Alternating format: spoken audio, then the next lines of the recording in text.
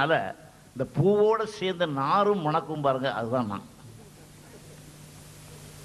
கவிஞரை 46வது வருஷத்தில் நான் சந்திக்கிறேன் சென்ட்ரல் ஸ்டுடியோவில். அப்போ அதனால நிறையா பாடி இந்த பையன் சுமாராக கொஞ்சம் ஞானம் உள்ள பையன் முன்னுக்கு வருவான் அப்படின்லாம் சொல்லி என்னை இன்ட்ரடியூஸ் பண்ணியிருக்கார். அது ஒரு பெரிய பாக்கியம். நான் அந்த சமயத்தில் நல்ல விபூதி குங்குமம்லாம் போட்டுக்கிட்டு அங்கவஸ்திரம்லாம் போட்டுக்கிட்டு முத்தையான்னு ஒருத்தர் பாட்டு எழுத வர்றாரு.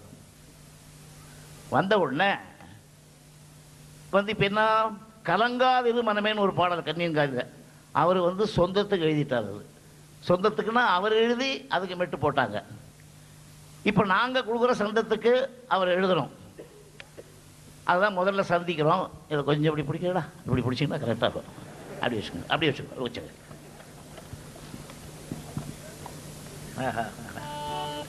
இது அவர் ஒரு சந்தம் கொடுத்தார்.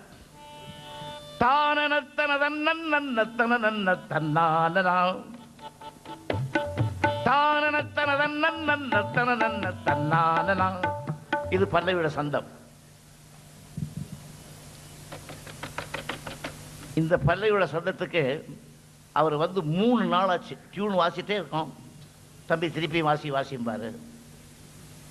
ஏன் கேட்குறீங்க? 3 நாளாக பூனை குட்டி போட்ட மாதிரி அங்கேயும் இங்கேயும் அலைஞ்சிட்டு இருக்காரு. பல்லவி எழுத மாட்டேங்கிறார். சொந்தத்துக்கு தான் எழுதி பழக்கம் இருக்குது, சொந்தத்துக்கு எழுதுறது நல்லா தெரிஞ்சுக்கிட்டேன்.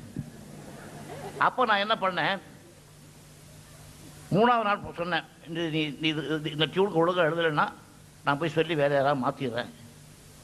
ஒரு முறைச்சார் என்ன. அப்போ என்ன பண்ணார், சரி எழுதிக்கப்பா, இதுதான் பல்லவி சொல்லுங்க உடனே. அவர் கொடுத்த பல்லவி, காரணம் தெரியாமல் உள்ளம் கடிகொண்டே கூத்தாடுதே, காரணம் தெரியாமல் உள்ளம் தானத்தனதன்ன, காரணம் தெரியாமல் உள்ளம் கடிகொண்டே கூத்தாடுதே. நான் ஒரு முறைச்சேன் கவிஞரை. என்னது களி கூத்தெல்லாம் அசிங்கமா இருக்கு, இதெல்லாம் ஜனங்களுக்கு பிடிக்காது, அசிங்கம், யோசனையுமே இல்லை கவிஞரை. நான் அவர் இந்த பொடிப்பெயர் ஆஸ்கர் என் முறைச்சு பார்த்து, இவன் சொல்றானே நமக்கு எவ்வளோ பார்த்து ஒரு முறைச்சாரு. நான் சரியா அளவு கொடுத்துருக்கல, நீ என்ன யோசனை அப்படி படி இதெல்லாம் கொலை அப்படின்னாரு.